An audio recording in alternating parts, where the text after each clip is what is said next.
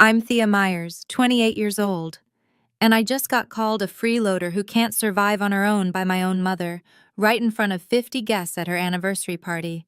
My stepfather added, "We don't need your cheap gift. Take it and get out." I didn't cry, I didn't scream. I just smiled, opened the box, and told them what was inside. Since that night, my phone hasn't stopped ringing. But I've learned something important. Not every call deserves to be answered. Before I tell you the whole story, if you think it's worth hearing, please take a moment to like and subscribe. But only if you genuinely want to. And if you don't mind, drop a comment telling me where you're watching from and what time it is there. To understand why I stood there with that box, I need to take you back 12 years, to the day everything fell apart. I was 16 when I got the call that changed everything. My father, David Myers, was a construction engineer, not wealthy by any means, but the kind of man who'd work overtime just to take his family on a weekend trip to the beach. The kind of man who remembered every school play, every parent-teacher conference, every small moment that most dads forget. That Tuesday morning, he kissed my forehead before leaving for a business trip upstate. "When I get back, we'll go visit that college campus you've been eyeing," he said. "Start thinking about your future, sweetheart." He never came back. A truck driver fell asleep at the wheel. They told us it was instant, that he didn't suffer, as if that was supposed to make it easier. At the funeral, I watched my mother, Linda, accept condolences with practiced grace. I thought we'd grieve together. I thought wrong. Within 2 weeks, she'd packed all of Dad's belongings into cardboard boxes, his books, his tools, even the watch his father had given him. She didn't ask if I wanted to keep anything. Not a single thing. I found out why when I overheard her on the phone one evening, her voice low but unmistakably excited. "The insurance money came through," she said. "I can finally start over." Start over. Like the last 16 years had been a rough draft, she was ready to crumble and throw away. What I didn't know then, what took me years to piece together, was that my mother had already met someone else. A man named Richard Thornton. And from what I later learned, their relationship had begun at least 6 months before my father's accident. My father wasn't even cold in the ground, and my mother was already planning her escape.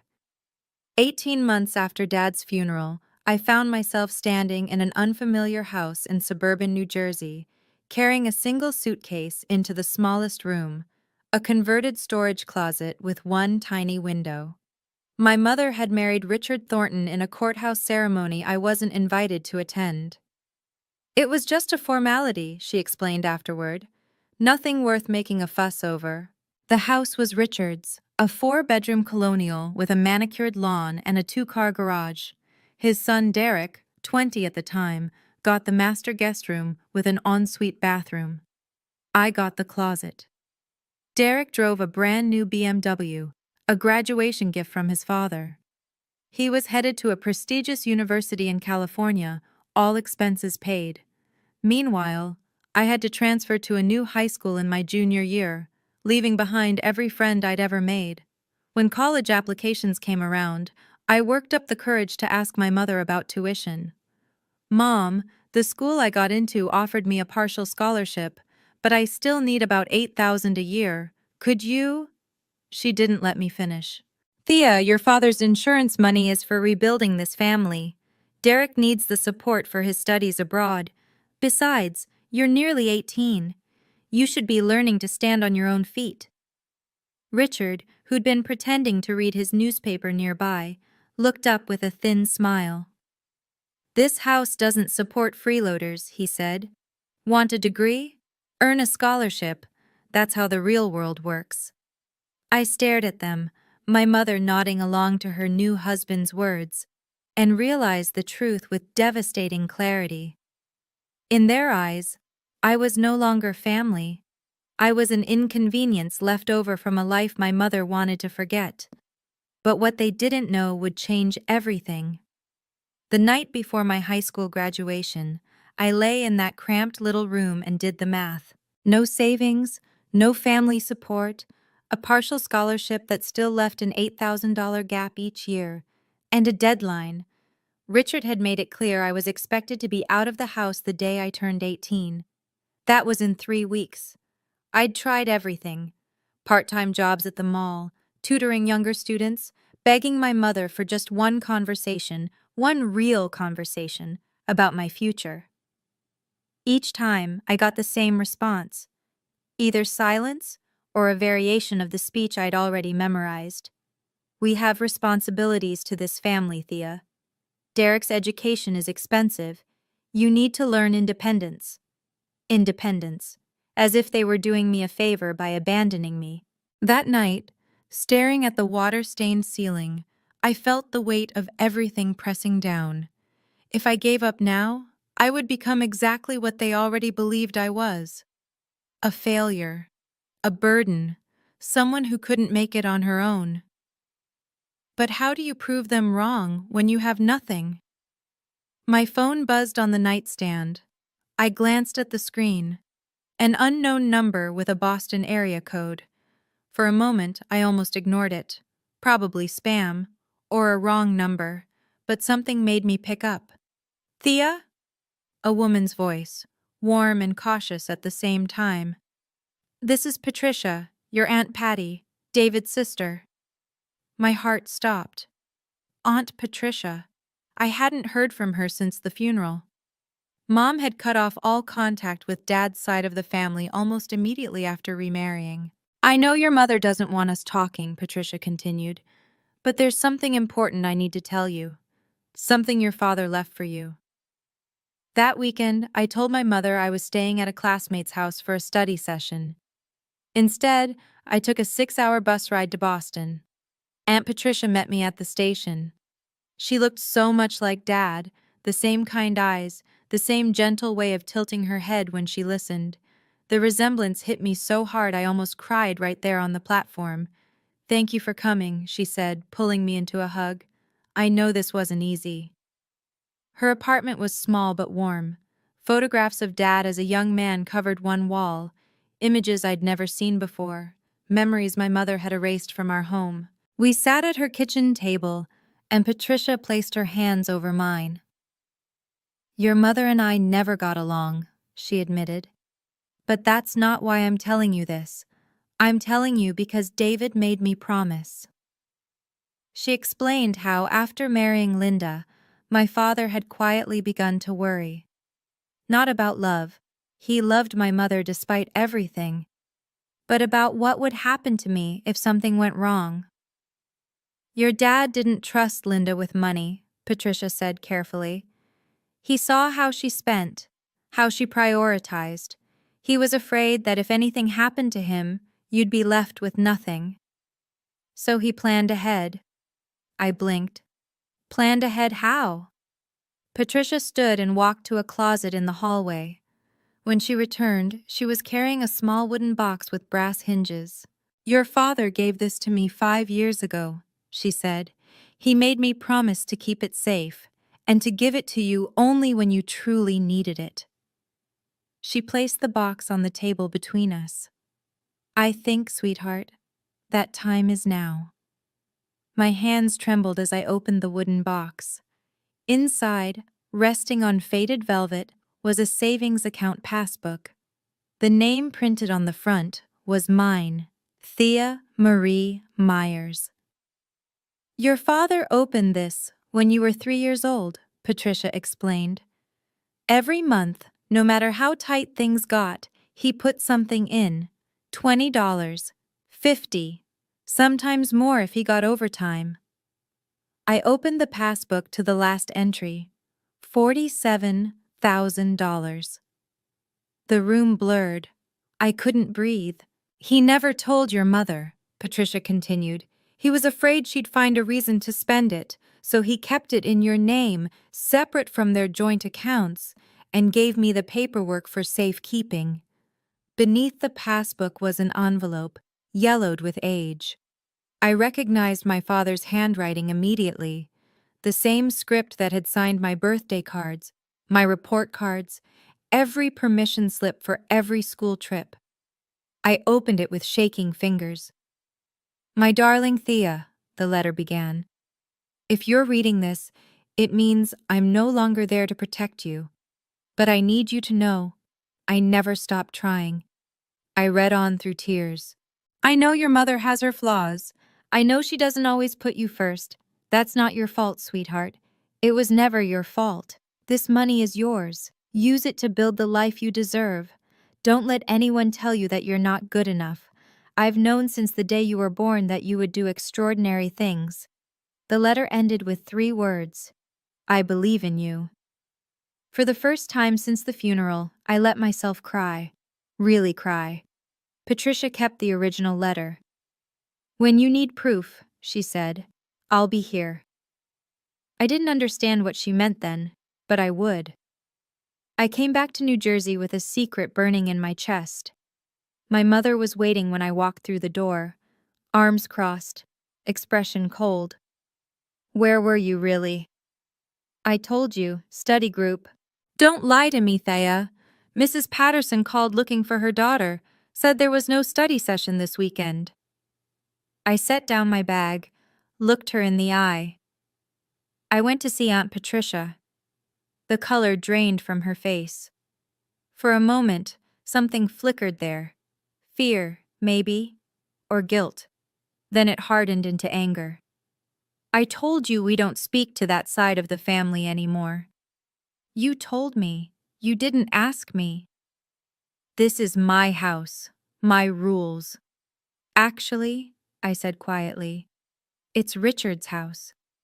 The silence stretched between us, like a wire about to snap.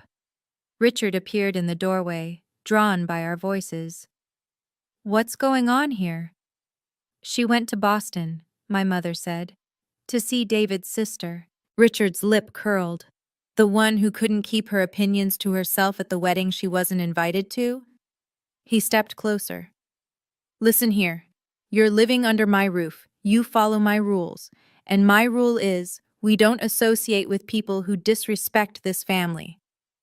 "They are my family," I said. "My father's family." "Your father's dead." The words hit like a slap. My mother said nothing, did nothing. Richard smiled. "After graduation, you're out. No negotiations. No second chances. Start figuring out where you're going to go." I held his gaze. Didn't flinch. "Don't worry," I said. "I already have." I walked past them both to my tiny room and closed the door. 3 weeks. That's all I had to endure. And then I'd be free. Graduation day arrived with perfect June sunshine and an empty seat where my family should have been. I walked across the stage alone, accepted my diploma alone, smiled for the photographer who asked if anyone wanted to take pictures with me, then shook my head and kept walking. My mother and Richard had other priorities. Derek needed a new car for his first year in California, something sporty, something that would make the right impression. They'd spent the morning at the dealership. I spent the morning packing. 2 suitcases, that's all I owned. Everything I'd accumulated in 18 years fit into 2 rolling bags with room to spare. Before I left, I took one last look around the storage room that had been my bedroom. The water-stained ceiling. The tiny window that never let in enough light. The bare walls I'd never been allowed to decorate. I placed a note on the kitchen counter. "Thank you for teaching me exactly who I can depend on." Then I called a cab, rode to the bus station, and bought a one-way ticket to New York City. Aunt Patricia had already arranged a small studio apartment near the campus where I'd be starting in the fall. Rent was affordable, the neighborhood was safe, and for the first time in 2 years, I had a door I could lock without asking permission. I sat on the bare mattress that first night, watching the city lights flicker through the window, feeling something I hadn't felt in so long I almost didn't recognize it. Freedom. Terrifying, exhilarating freedom. I didn't know then that I wouldn't speak to my mother for nearly a decade. I didn't know that the next time I saw her, I'd be holding a gift worth more than anything she'd ever given me. All I knew was that I had survived, and now I would build. 10 years is a long time to stay silent. Freshman year. I waitressed at a coffee shop near campus, working 30 hours a week between classes. Some nights I survived on free day-old pastries and black coffee. I slept 5 hours if I was lucky. I never missed a single assignment. Sophomore year. I landed an internship at a small interior design firm downtown. The pay was nothing, barely enough for subway fare. But I learned more in 6 months than most people learn in 6 years. My boss noticed my eye for detail. She started giving me real projects. Junior year. Word spread. Clients began requesting me specifically. I started freelancing on the side, turning tiny apartments into spaces people actually wanted to live in. My portfolio grew, so did my savings. Senior year.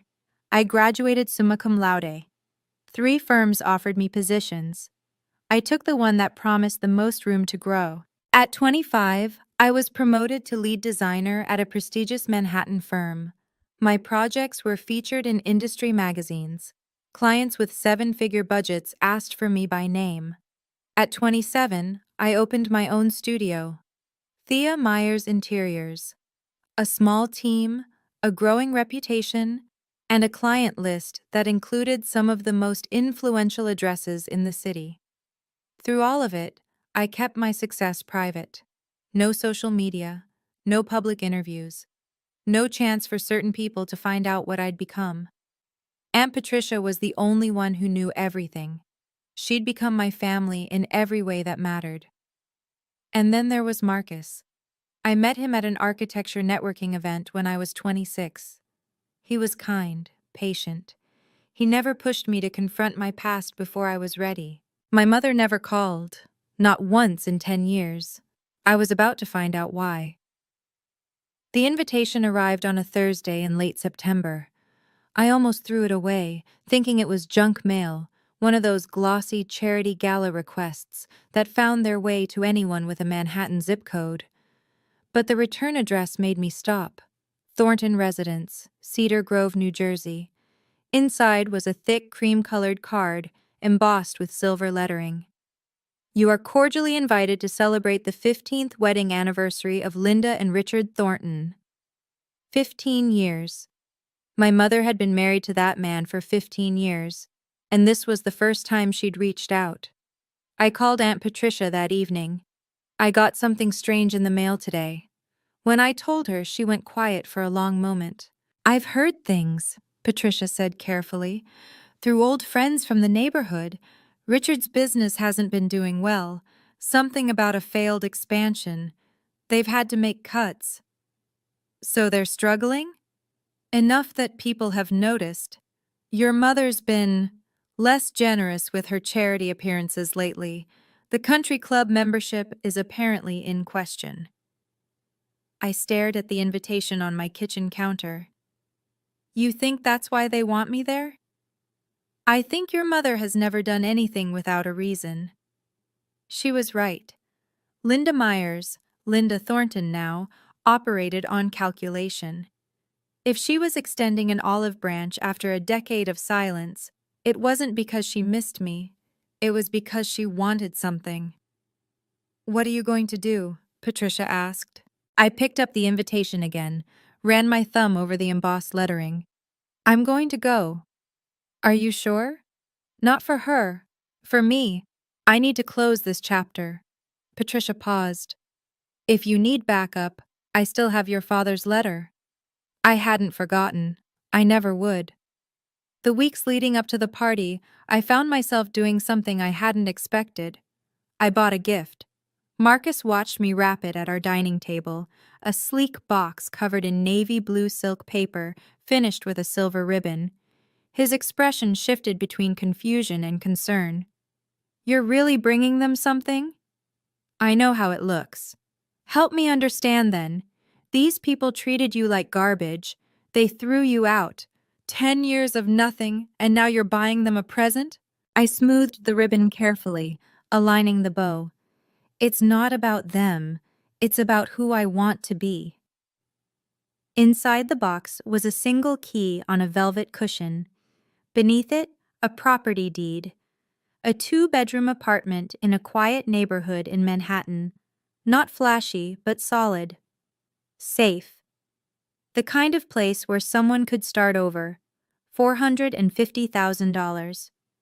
Money I'd earned myself, dollar by dollar, late night by late night.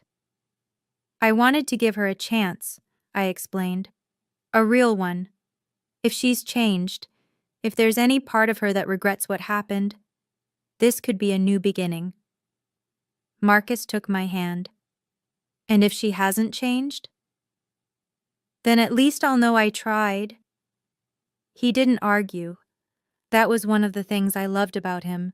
The night before the party, I slipped something into my clutch, a copy of my father's letter along with documents showing the savings account history, proof that everything I had, I'd built on the foundation he gave me. Not stolen, not borrowed, mine. I hoped I wouldn't need them, but I'd learned a long time ago that hope and preparation aren't the same thing. What I didn't know was that I was walking into something far worse than I'd imagined. Let me pause here for just a second. I'm genuinely curious. If you were in my shoes, would you have gone to that party? Drop yes in the comments if you'd face them head on, or no if you think I should have stayed far away. And if you're enjoying this story so far, hit that like button so I know to keep going. All right, back to that night. The country club looked exactly like I remembered from the photographs my mother used to post, before she stopped posting anything at all. Crystal chandeliers dripping from vaulted ceilings, tables dressed in white linen, a string quartet playing softly in the corner, roughly 50 guests milling about with champagne flutes, their laughter echoing off marble floors. I walked in alone, heads turned, whispers followed. Is that Linda's daughter? The one who disappeared? I heard she's been struggling, living hand to mouth somewhere in the city. I kept my expression neutral. My black cocktail dress was simple but expensive, the kind of understated elegance that people with real money recognize. My hair was pulled back in a low chignon. In my hands, I carried the navy blue box. I spotted my mother across the room before she spotted me. Linda Thornton stood at the center of a cluster of women, gesturing animatedly, her silver anniversary jewelry catching the light. She'd aged well, or expensively. Her smile was bright and practiced, the smile of someone who had spent years perfecting her public performance. Then her eyes found me. The smile froze, just for a second. A flicker of something, surprise, calculation, annoyance, before the mask slid back into place. She didn't come to greet me, didn't wave, just gave me a slight nod, the way you might acknowledge the caterer. Thea! I turned. Derek stood behind me, champagne in hand, smirking like we were old friends. So, the prodigal daughter returns. He looked me up and down. Coming to beg for scraps? I met his gaze evenly. I was invited. Sure you were. He stepped closer. Word of advice? Don't embarrass yourself. Nobody here cares about you. I smiled slightly. Then nobody should mind if I stay. Derek hadn't changed. 32 years old and still coasting on his father's money, what was left of it anyway. I'd done my research. The California degree had led to nothing. He'd bounced between consulting jobs, each one more vague than the last, before returning home to work for Richard in some made-up management position. Let me guess, he said, swirling his champagne. You're here for a handout. I'm here because I received an invitation. Right, he laughed. My stepmother felt sorry for you, said you'd probably show up in something from Goodwill, but we should be gracious anyway. I felt the familiar burn of anger, but I'd had 10 years to learn how to keep it contained. Is that what she told everyone? Among other things. Derek leaned in conspiratorially. That you couldn't hold down a job. That you blamed everyone else for your problems. That you're basically homeless. So that was the narrative. My mother had spent a decade painting me as a cautionary tale, the ungrateful daughter who couldn't survive on her own. Interesting, I said calmly. What's interesting? That she talks about me at all, since she hasn't called me in 10 years. Derek's smirk faltered slightly. Whatever, just don't cause a scene. He nodded toward the gift in my hands. And don't expect anyone to be impressed by whatever that is. We all know you can't afford anything decent. I thought about telling him, thought about watching his face change when he realized exactly who I'd become. But not yet, not like this. Excuse me, I said. I should go congratulate the happy couple. I walked past him toward the main table, where my mother sat like a queen surveying her court. The box felt heavier with every step. The table fell silent as I approached. Richard sat at my mother's right, nursing a whiskey. His face had grown harder over the years, deeper lines, a permanent furrow between his brows. The look he gave me was the same one he'd worn the day he told me to get out. I stopped in front of them and placed the box on the table. Happy anniversary, Mom. My mother glanced at the gift like it might bite her. Then she turned to the women beside her, a cluster of country club regulars in pearls and designer dresses, and laughed. Oh, look, my daughter decided to show up after all. The women exchanged glances, polite smiles that didn't reach their eyes. That's a lovely box, one of them offered. My mother didn't touch it. I'm sure it's very thoughtful. She emphasized the word like it was a joke. Thea was never very good with gifts, or money, or planning ahead, really. Richard snorted. Remember the Christmas she gave us those homemade picture frames? Laughter rippled through the table. What's in it? Another woman asked. My mother shrugged elaborately, pushing the box aside. Probably something from a clearance rack. That's about all she can manage these days. Her voice was louder now, performing. This is my daughter, everyone, the one I told you about. She gestured at me like I was an exhibit. Hasn't called in years, couldn't manage to finish college properly, and now she shows up here with... She waved dismissively at the box. Mom, don't mom me. Her eyes hardened. I know why you're here. You heard we were doing well, and you came looking for a handout. Same as always. The room had gone quiet, dozens of eyes watching. You're a freeloader, Thea. You always have been. Richard stood up, his chair scraping loudly against the floor. He grabbed the box and shoved it toward me, hard enough that I had to catch it against my chest. We don't need your cheap gift. His voice carried across the room. Take it and get out. And my mother nodded approvingly. He's right, you're embarrassing yourself. The silence was absolute. Even the string quartet had stopped playing. 50 pairs of eyes burned into me, some pitying, some curious, some simply entertained by the spectacle. I could feel my heartbeat in my temples, the weight of every judgment, every assumption, every lie my mother had told about me pressing down. An older woman near the back shook her head slightly. A waiter froze mid-step, champagne bottle in hand. Someone whispered something that sounded like "poor thing." For a moment, I saw my 16-year-old self standing in that hallway, being told there was no money for her education. Saw my 18-year-old self carrying 2 suitcases out the door. Saw every version of me who had been told she wasn't enough, would never be enough. Then I felt something else rise up. Something that had been building for 12 years. Calm. I looked at my mother, at Richard, at the crowd of strangers who thought they knew my story. And I laughed, not bitter, not mocking. A genuine soft laugh of release. What's so funny? My mother snapped. Nothing. I held the box steady. I'm just thinking about how you have no idea what you just refused.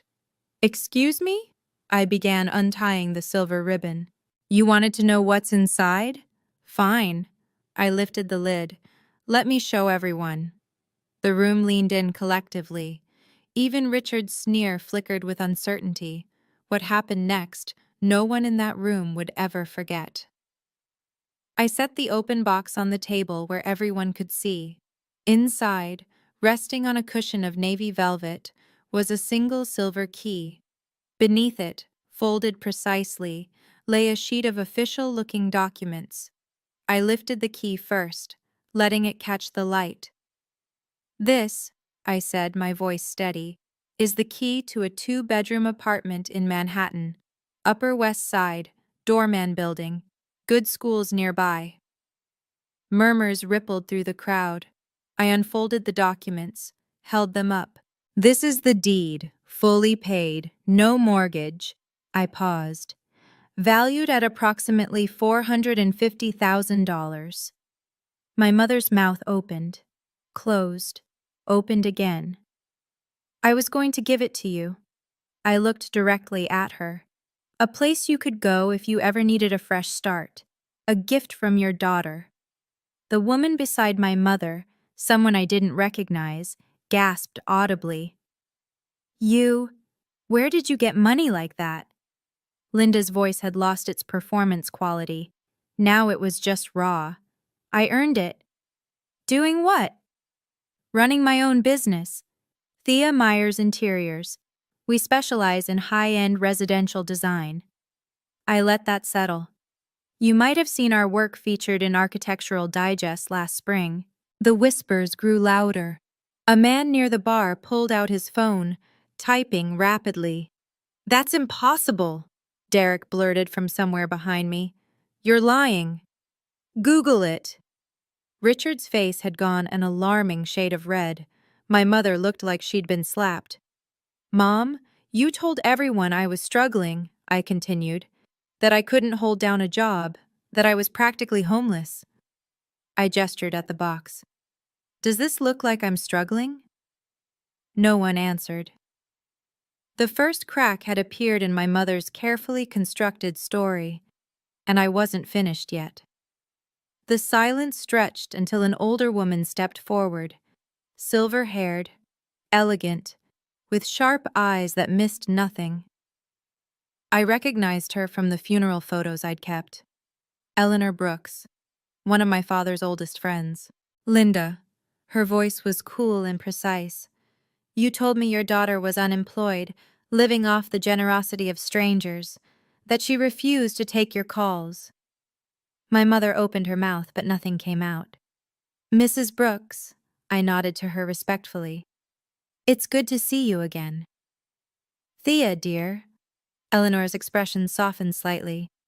I'm glad to see you're doing well, despite what I was led to believe. A murmur ran through the guests. More phones emerged. I could see people searching, reading, showing screens to each other. She's really a designer, someone whispered. There's a whole website. I turned back to my mother. You never called me, Mom. Not once in 10 years. So where did you get your information about my life? Silence. You didn't, I answered for her. You made it up. You told people whatever story made you look like the victim. I was protecting our family's reputation. By lying about your daughter? Eleanor crossed her arms. Linda, is this true? You've been fabricating stories about your own child? Richard grabbed my mother's arm. Don't answer that. Why not? I kept my voice even. What else does she have to hide? The room was watching now like spectators at a trial. I could see the shift happening, doubt spreading like cracks in ice. While we're being honest, I continued, let's talk about what really happened after my father died. About the insurance money. About where it actually went. My mother went pale. Thea, don't. Don't what? Tell the truth? I reached into my clutch. I pulled out a folded piece of paper, yellowed at the edges, creased from years of careful handling. This is a letter, I said, written by my father, David Myers, before he died. Eleanor's hand went to her heart. Your father wrote you a letter? He did. I unfolded it slowly. And I think everyone here should hear part of it. My mother lunged forward. Give me that! Richard held her back, his own face ashen. I began to read. My darling Thea, if you're reading this, it means I'm no longer there to protect you. My voice stayed steady despite the tremor in my chest. I know your mother has her flaws. I know she doesn't always put you first. That's not your fault, sweetheart. It was never your fault. A woman near the front wiped her eyes. I've put aside money for you, separate from anything your mother can access. Use it to build the life you deserve. Don't let anyone tell you you're not good enough. I lowered the letter. My father knew. I looked at my mother. He knew that if something happened to him, you wouldn't take care of me. So he made other arrangements. David wrote that? Eleanor's voice was barely above a whisper. Linda, you told me he left nothing for Thea, that the insurance barely covered the funeral. My mother said nothing. The insurance payout was over $200,000, I said quietly. I never saw a penny of it. It went to this house, Derek's education, a new car, a country club membership. The crowd's murmuring had become a low roar. Richard pulled my mother close, whispering urgently. She looked like a woman watching her carefully built world crumble. For the first time in 12 years, she had no script. I need to pause here for just a moment. Can you guess how my mother reacted to all of this? Drop your prediction in the comments. I'd love to see if anyone gets it right. And if this story is hitting close to home for you, hit that like button. It really helps more people find these videos, especially those who might need to hear this. Now here's what happened next. My mother recovered faster than I expected. Tears welled in her eyes, the same tears I'd seen her summon countless times before when she needed sympathy. Thea, sweetheart. Her voice cracked perfectly. I'm so sorry. I didn't know. I didn't realize how much I'd hurt you. She reached for the box. Let me make it right. We can start over. I'm your mother. I pulled the box back before her fingers could touch it. No. The word hung in the air. What do you mean, no? The tears dried instantly, replaced by something sharper. I brought this gift for someone who deserved it, someone who might actually want a real relationship. I closed the lid with a soft click. You're not that person. You can't do this to me. Her voice rose. Not in front of everyone. You did it first. The room had gone deathly still. 5 minutes ago, you called me a freeloader in front of every person here, I said. You told them I was worthless, that I couldn't survive on my own. You've been telling them that for 10 years. That was different. How? I tucked the box under my arm. You humiliated me publicly. You lied about me publicly. And now you want what I have? That's not how family works. Eleanor stepped closer, watching the exchange with a mixture of fascination and something like respect. If I'm being honest, I continued, I came here hoping you'd changed. Hoping there was some version of you who actually wanted a daughter, not a target. My mother's mask slipped entirely. Pure fury blazed underneath. You ungrateful little... I'm grateful, I cut her off. Grateful I learned early exactly who you are. I turned toward the door. This apartment will go to someone who actually loves me. Richard blocked my path before I reached the exit. Now hold on. His voice had shifted to something almost friendly, the tone of a salesman sensing a slipping deal. Let's not be hasty. We're family. Families have disagreements. We're not family. You made that clear 17 years ago. Things were said in the heat of the moment. You told me your house doesn't support freeloaders. I met his gaze without flinching. So I left and built my own. Why are you complaining now? Derek appeared at his father's shoulder. Look, I know we haven't always... He trailed off, searching for words he'd never needed before. But this is crazy. You can't just walk out with a $500,000 apartment.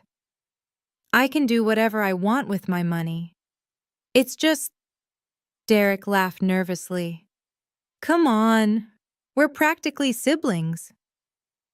We're strangers who shared a house for 2 years. And in that house, you got everything. I got a closet. Richard tried again. What if we talked about this like adults? Maybe there's an arrangement. I'm not interested in arrangements. I stepped past them both. My mother had risen from her chair, makeup streaking where the tears had run. Real tears now, maybe. Or just a better performance. Thea! Her voice cracked. Thea, please. I made mistakes, I know that. Just give me a chance. I stopped at the door, turned one final time. You had chances, Mom.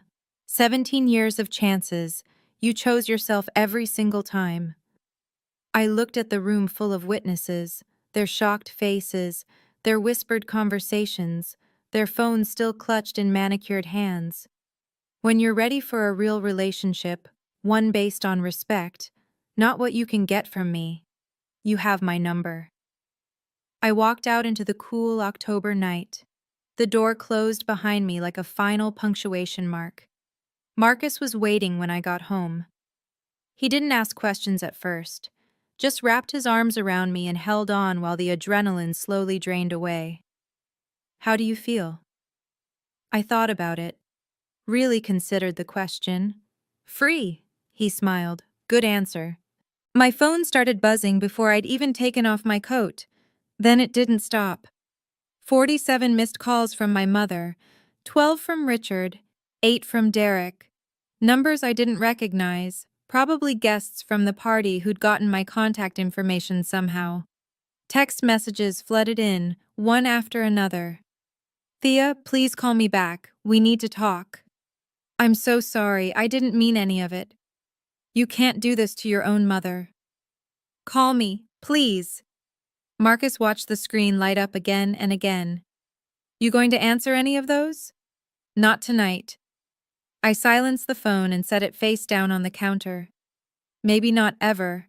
We ordered takeout and ate on the couch while the city glittered outside our windows. My phone lit up periodically in my peripheral vision, a persistent pulse of desperation I no longer felt obligated to acknowledge. What happens now? Marcus asked. I don't know. I leaned into him, finally letting myself feel how exhausted I was. I gave them the truth. What they do with it is their problem. And the apartment? I smiled. I have someone in mind. For the first time in 12 years, the weight I'd been carrying, the constant grinding awareness of being unwanted by the people who were supposed to love me most, felt lighter. Maybe it would never disappear completely. But tonight, watching the city lights with someone who chose me freely, it was enough, more than enough. The fallout arrived in pieces over the following week. Aunt Patricia called first, barely containing her satisfaction. You'll never guess what I heard. Eleanor Brooks, it turned out, had quite a large social circle. By Monday morning, the story of the anniversary party had spread through every women's group, charity committee, and country club dining room in a 50-mile radius. Linda tried to do damage control, Patricia reported. Told everyone you'd misunderstood, that the letter wasn't real, that you'd always been difficult. Did anyone believe her? Not after 3 separate guests confirmed they'd Googled your company during the party. Patricia's voice carried a note of grim satisfaction. Your website got 1,500 visitors that night alone. The business consequences came next. Richard, I learned, had been in the middle of negotiating a major contract with a regional supplier. The supplier's CEO was a close friend of Eleanor Brooks. After hearing what happened at the party, they'd requested additional time to review the terms. Additional time stretched into weeks. The deal eventually went through, but at significantly less favorable terms.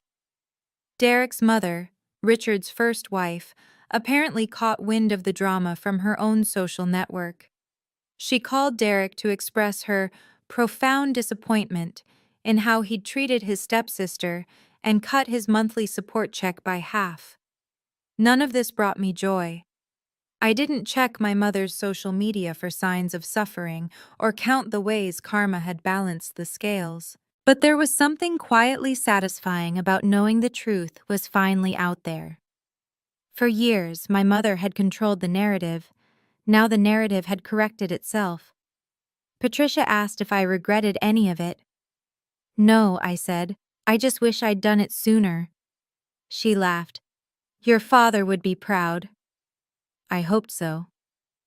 2 weeks after the party, I answered my mother's call, just once, for closure. Thea. Her voice was hoarse, stripped of its usual polish. Thank you for picking up. I almost didn't. A long pause. I know. I understand. I waited. I want you to know. She took a shaky breath. I've been thinking about everything you said, about the choices I made. I know I wasn't the mother you needed. This was the part where I was supposed to say it was okay, that I forgave her, that we could start fresh. I didn't. What specifically do you regret, Mom? Silence. Because from where I'm standing, it sounds like you regret getting caught. Not what you actually did. That's not... She stopped. Started again. When your father died, I was terrified. I grew up with nothing. My mother was abandoned with 3 kids and no money. I swore that would never be me. So you abandoned me instead? I didn't see it that way. I know, that's the problem. I heard her crying, real crying this time, the ugly, graceless kind. I just wanted to be safe, she whispered. I was so scared of ending up with nothing. I understand fear. I kept my voice gentle but firm. But being scared doesn't give you the right to hurt the people who depend on you. What can I do? How do I fix this? I don't know if you can. I took a breath. But if you want any kind of relationship with me going forward, it has to be real. Equal, no manipulation, no stories about me to your friends. Okay? And no calling to ask for money or favors. A longer pause. I understand. I hope so, Mom. I really do. I hung up. It wasn't forgiveness, but it was a boundary. 6 months later, I gave away the apartment, not to my mother, to Aunt Patricia. She stood in the empty living room, tears streaming down her face, the key clutched in her hand like a lifeline. Thea, I can't possibly... You can. I hugged her tight. You're the one who saved me. You kept Dad's promise when no one else would. This is yours. She'd spent 30 years in that tiny Boston apartment, paying off nursing school debt, working double shifts at the hospital. She deserved a place with good light and a doorman and neighbors who brought cookies at Christmas. The feature in Architectural Digest led to 3 new high-profile clients. My team expanded from 4 people to 7. Marcus and I got engaged on a quiet Tuesday evening. No fanfare, no audience, just the 2 of us and a ring that had belonged to his grandmother. I built a family, not the one I was born into, but the one I chose. Patricia, Marcus, my college roommate who'd let me sleep on her floor during the hard years, my first boss who'd believed in me before I believed in myself. My mother called once a month. Short conversations, surface level. She never asked about the apartment again. Richard's business stabilized eventually. Derek got a real job, according to the grapevine, something in sales. Whether any of them had actually changed or just learned to hide their true selves better, I couldn't say. It didn't matter anymore. I'd spent so many years waiting for my mother to love me the way I needed, to choose me, to prove that I was worth something. What I finally understood was that I'd been asking the wrong question all along. The real question wasn't whether I was worth loving, it was whether she was capable of it. Sometimes, late at night, I write letters I'll never send. This one is addressed to a 16-year-old girl standing in a hallway, being told she's not worth an $8,000 investment. Dear Thea, I know you're scared right now. I know you're lying in that little room with the stained ceiling, wondering if everyone is right about you. If you're really as worthless as they make you feel, you're not. The people who were supposed to protect you chose themselves instead. That's their failure, not yours. Their inability to love doesn't mean you're unlovable. You're going to survive this. More than survive, you're going to build something beautiful from the wreckage. It won't be easy. There will be nights you cry yourself to sleep, and mornings you're not sure you can keep going. Keep going anyway. One day you'll stand in a room full of people who believe the worst about you, and you'll tell them the truth without flinching. You'll walk away with your head high and your heart intact, and you'll finally understand that their approval was never what you needed. What you needed was permission to believe in yourself. Dad already gave you that. The rest is up to you. I close the journal and look out the window at the city spread beneath me. The sun is coming up over Manhattan, pink and gold and promising. My father was right. I did fly high. Not because of the money he left me, but because he taught me what real love looks like. Patient, selfless, unconditional. That's the inheritance that matters. Not dollars in an account, but the bone-deep certainty that I am worthy of being loved well. I learned that from a man who's been gone for 12 years, and I carry it with me every single day. That's my story. If you're in a relationship where you feel diminished, dismissed, or made to believe you're not enough, I want you to know something. You have the right to set boundaries. You have the right to walk away. And you don't need anyone's permission to love yourself. If this resonated with you, leave a comment. I read every single one. Subscribe and hit the bell if you want more stories like this. Check the description for similar videos. Thank you for staying until the end. I'll see you in the next one.